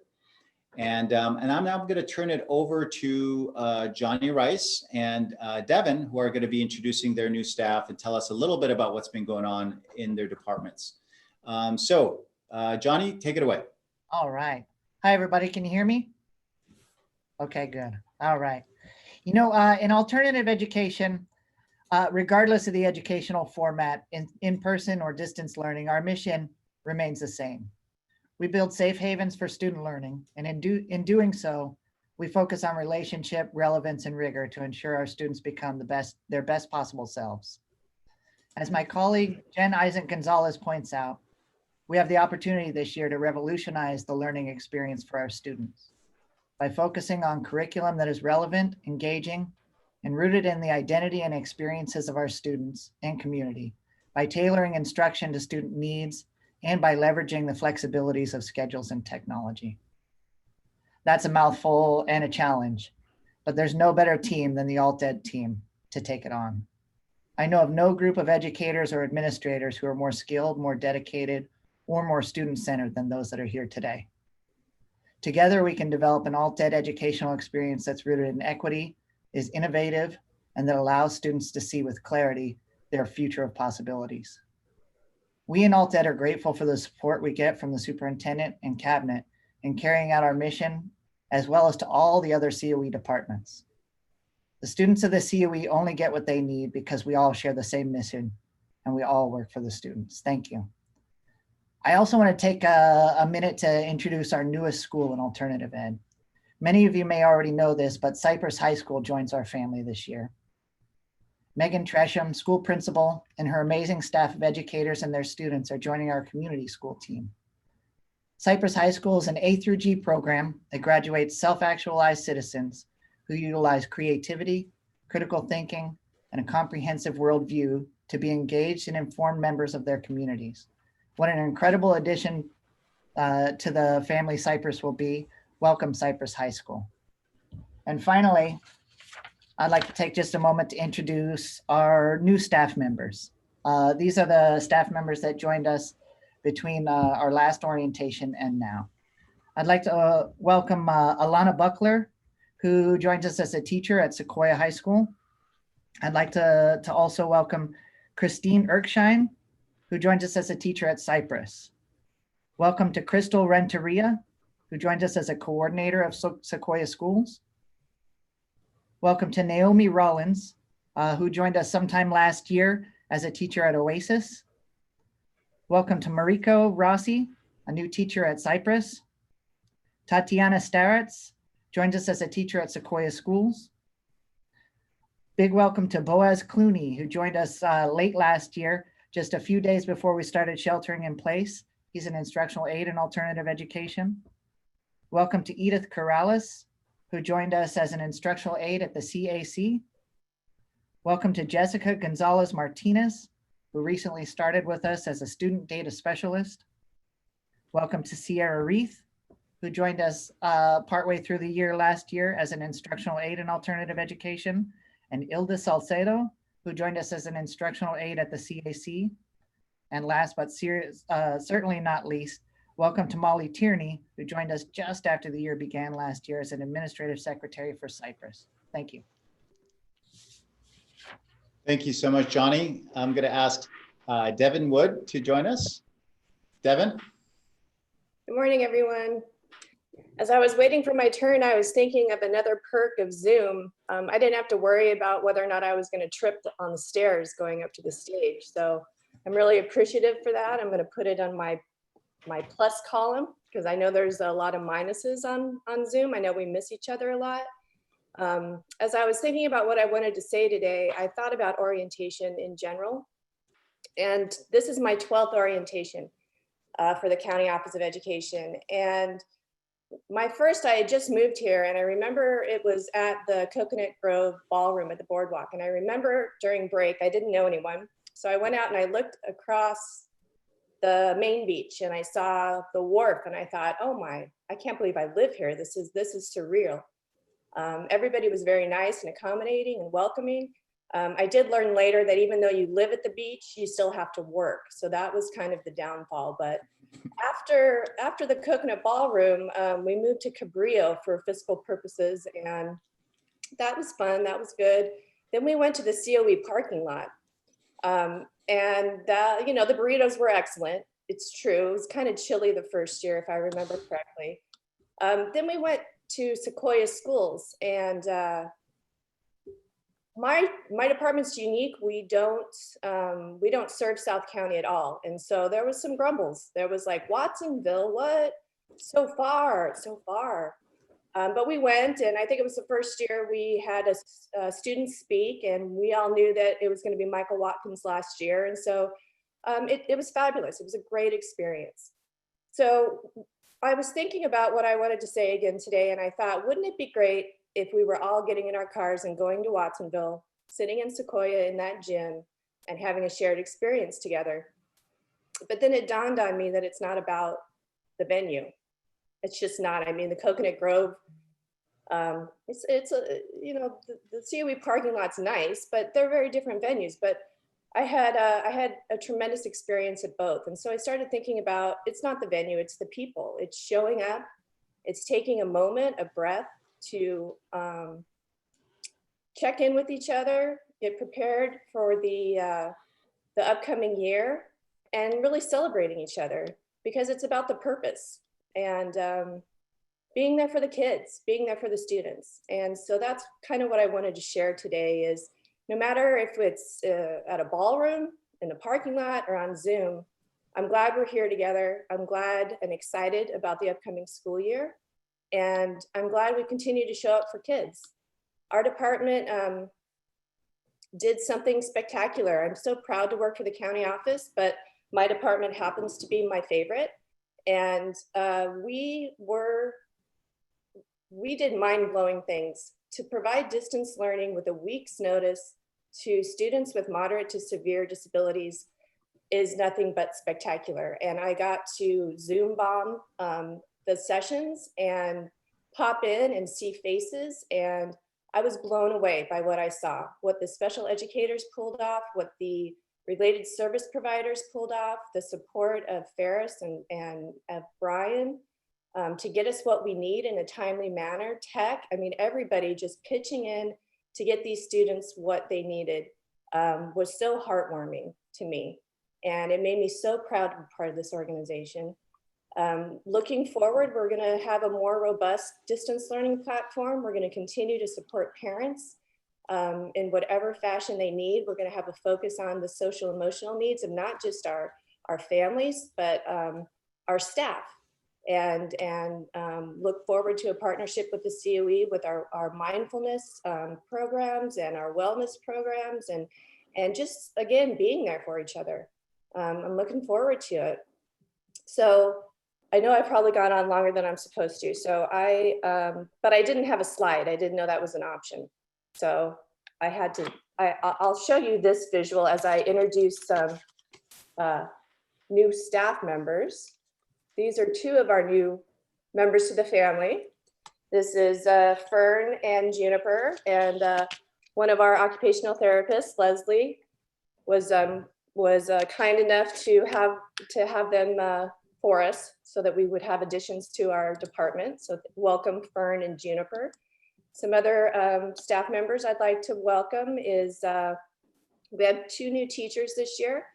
One of them was a sub for us for a long time. Well, actually, they were both subs for us. Stacy Barrows is the new teacher over at Natural Bridges High School. And Lisa Jansen is our new teacher. Oh, wait, I'm getting that reversed. Lisa Jansen's the teacher at Natural Bridges, and Stacy Barrows is now a teacher at Brooknell. We have a new vision teacher, a vision impairment teacher. Her name is Alexis Hawks. We have a new orthopedically impaired teacher, or teacher of the orthopedically impaired, I should say. His name is Scott Martini, and he actually is a repeat offender. He worked for us before, left for a while, and now he's back. Our school nurse, Kimlin McDaniel Keith, joined us back in October. She's doing a phenomenal job, especially in these times. We have a new SLP joining us. Her name is Katie Roadhorse. And then we have two new school psychologists and case managers, both coming to us from out of town. Michelle Sumaras is here, and Lennis Brown is joining us as well. We have two new instructional aides that work with our students on the spectrum. Christina Dunn and Ronaldo Lopez joined us mid-year last year.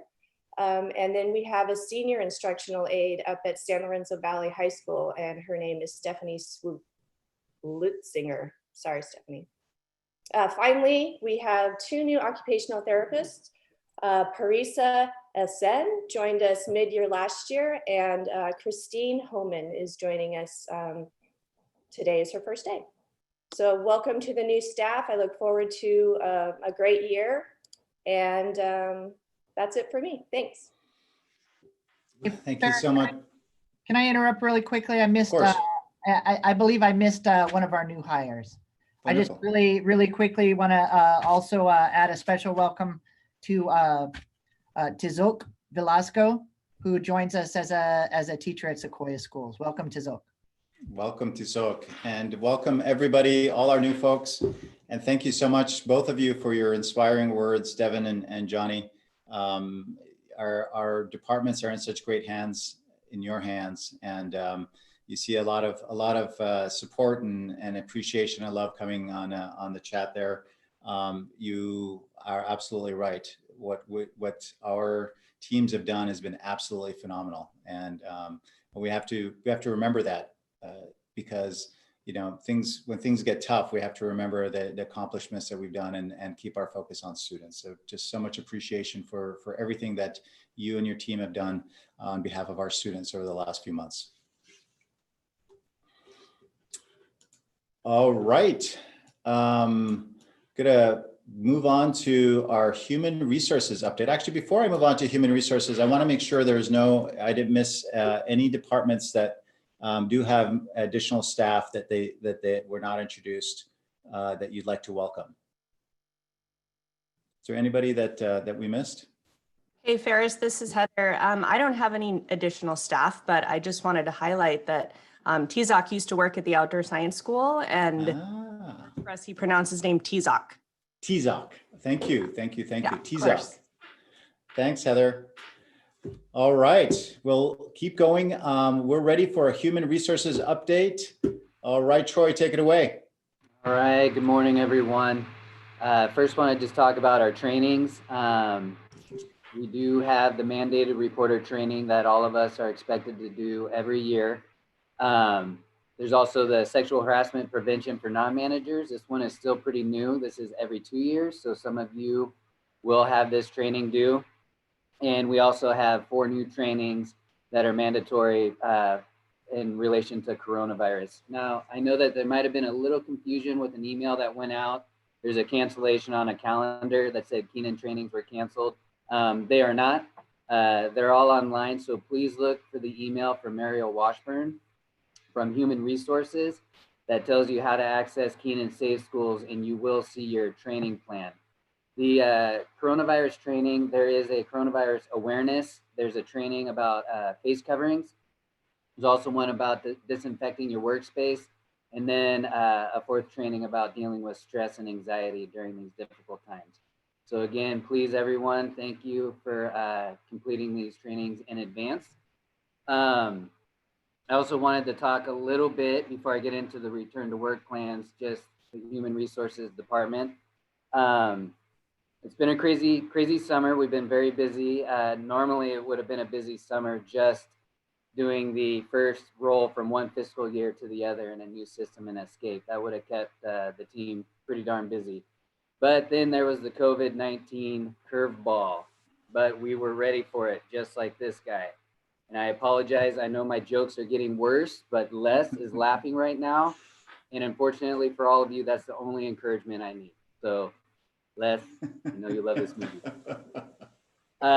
We had to pivot quite a bit. So we did all of our busy recruitments virtually. We were doing interviews in Zoom. That went really well. We also had to implement paperless onboarding.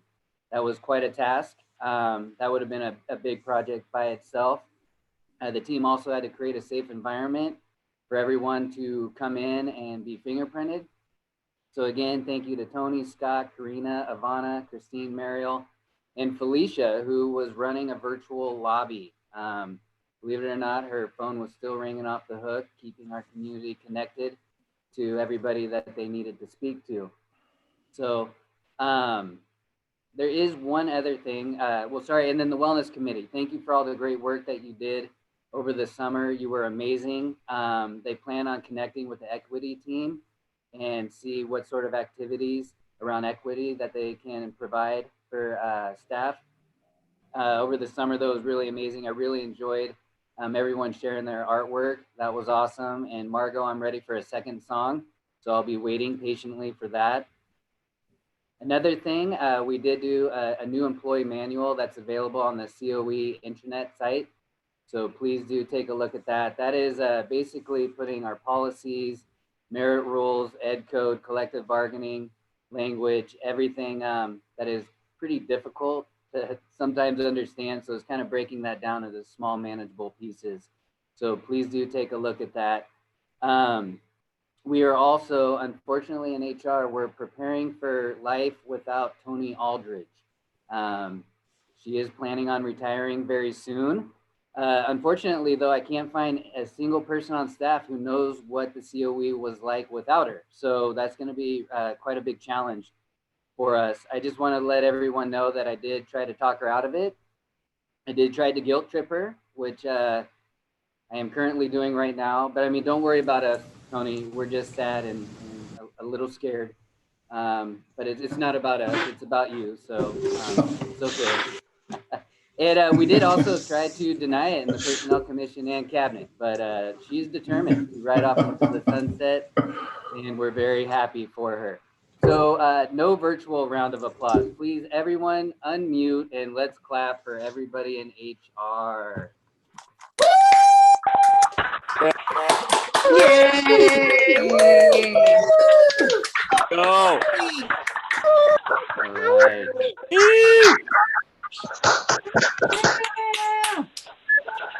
Don't go, Tony. All right, that was good and rowdy. That made me happy, everyone. Thank you.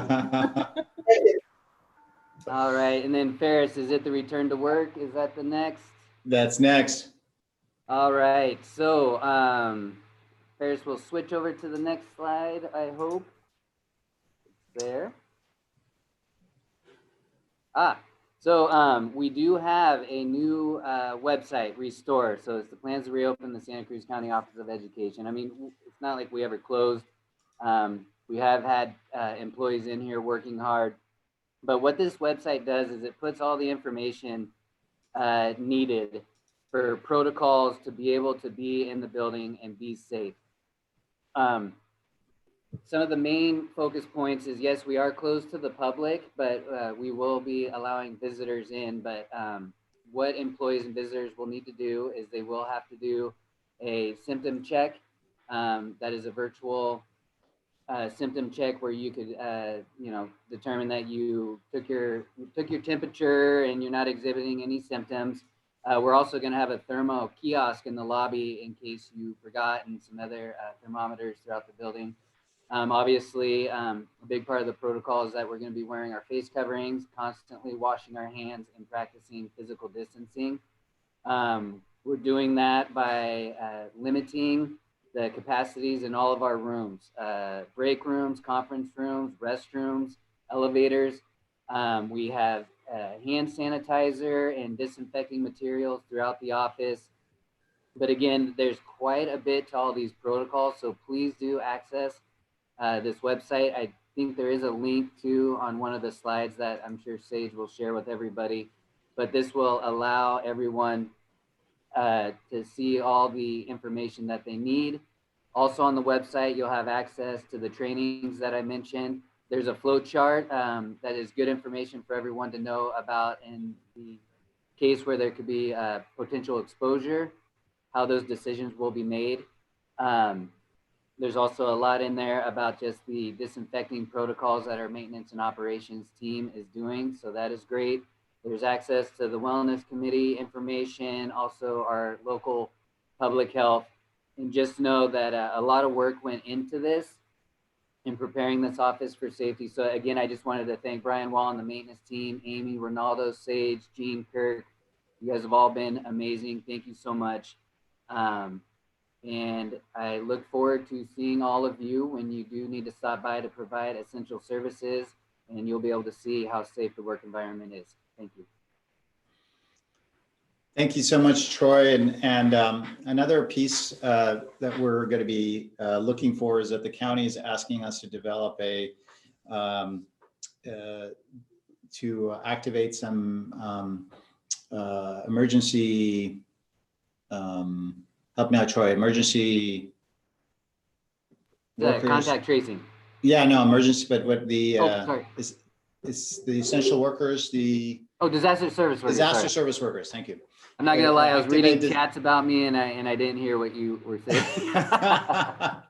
So disaster service workers specifically for contact tracing, and contact tracing is the team of folks that would respond if there is an outbreak or there is a potential transmission or exposure that would take place. And so there would be a team of people. It would have one medically trained person, which would have to be a school nurse at the top, and then 9 or 10 people that would work as tracers under that person. And we're hoping to develop a team from different members of the different districts to form at least one team for North County, one team in South County, and that would be responsible so that if anybody in the school community has a possible exposure that they would get involved. Basically, the investigator, who's the school nurse, would investigate the situation, and the tracers would work from home, calling potential people who are potentially exposed to give them directions about self-isolating or going to the doctor or getting tested or whatnot. And so we're interested in finding out who we'd like to know if you're interested in doing this. There's a training that's involved.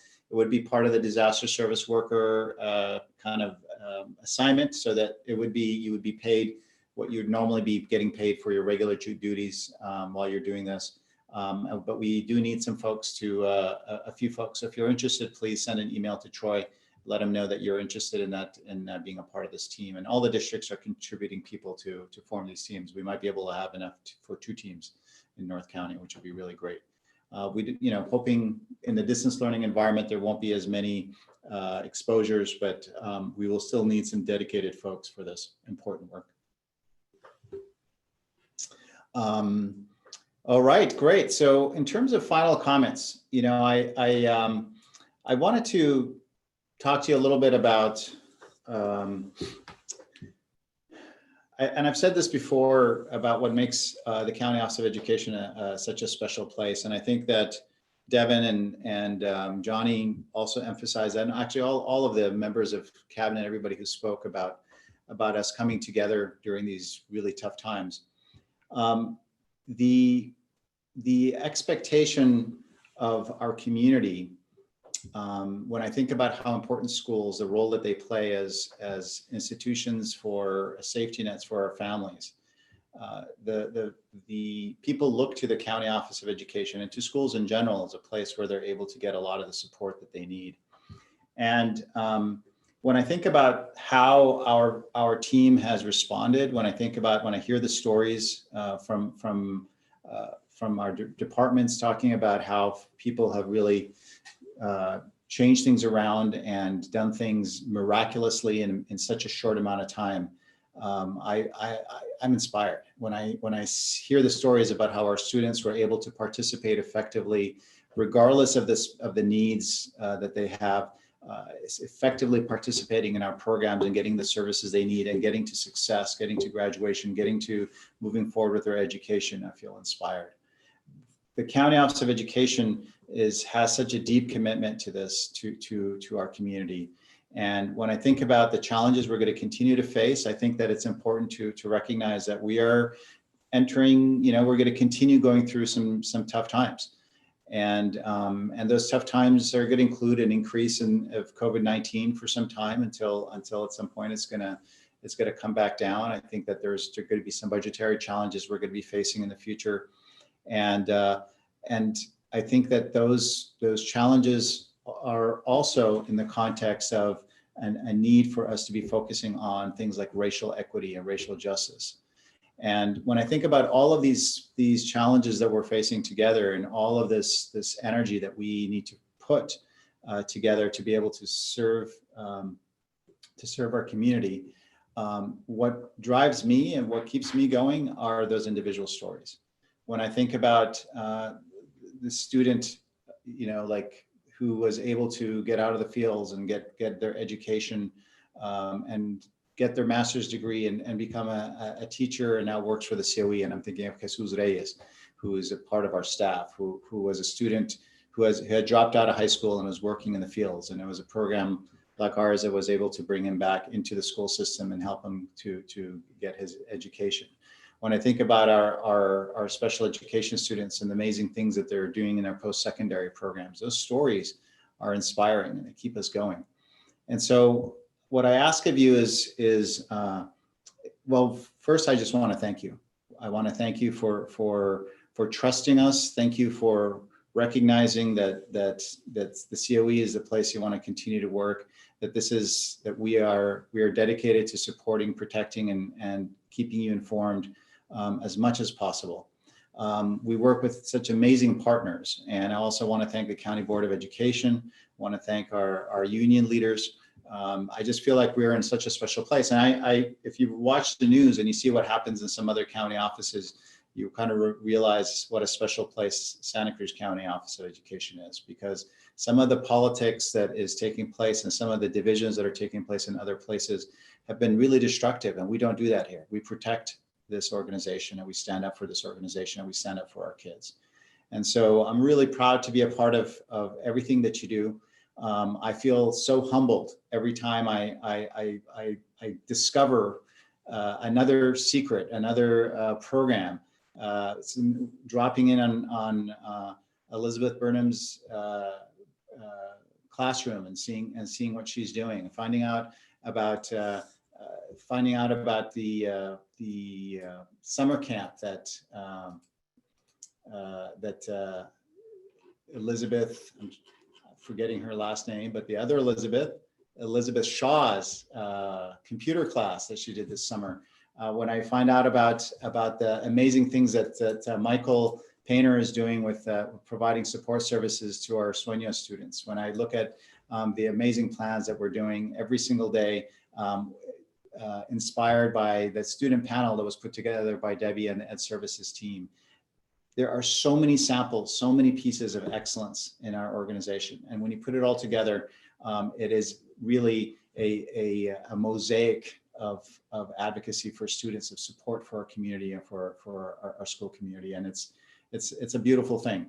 And so as much as you can, I ask you not only to share what you're doing, but also listen to what others are doing. And we're going to try to create more and more opportunities for us to be able to learn from each other and be able to see all the different things that we're doing, and making sure that we're all consistent, pointing in the same direction, focusing on equity, and making sure we're doing everything that we can to serve our community. And when we identify a need of our families that's coming as a result of this pandemic or of anything else, know that this organization is going to adapt to serve that we're going to face that challenge, and we're going to provide those services. That's what we're about. And that's what this organization is about and will continue to be about. And that's because of all of you, each and every one of you, making this deep commitment to our students, to our families, to our community. So thank you so much for being a part of our orientation.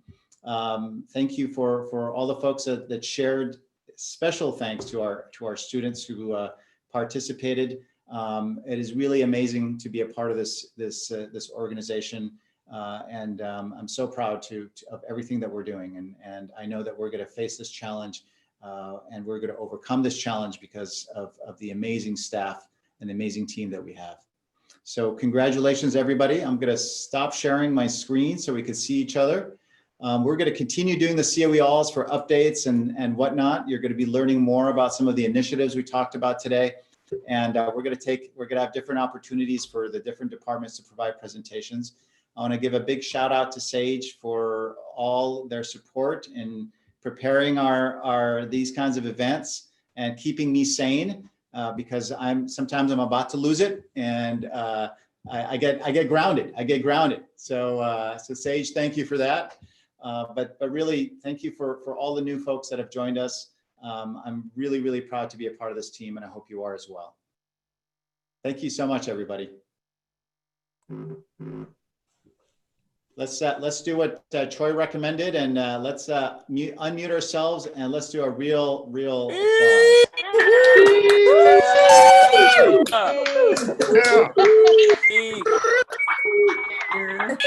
Burritos. 2020. Burritos. Burritos. Burritos next time. I hear you. I missed you. Miss you guys. Bye, guys. Thank you, Ferris. Thanks for everything, Tony. Thank you. Oh, you're welcome, Maggie. Gonna miss you, Tony, Tony. I'll It's give not you gonna be more the same without turquoise. you. Don't go. 40-year prize is even better. Bing. Bye, Bray. Thank you. Bye, guys. See you. Everyone stay safe and healthy. See you. Oh, there's Becca. Becca, there's you. I don't even see myself. Bye, you guys. Thank you, everyone. Bye.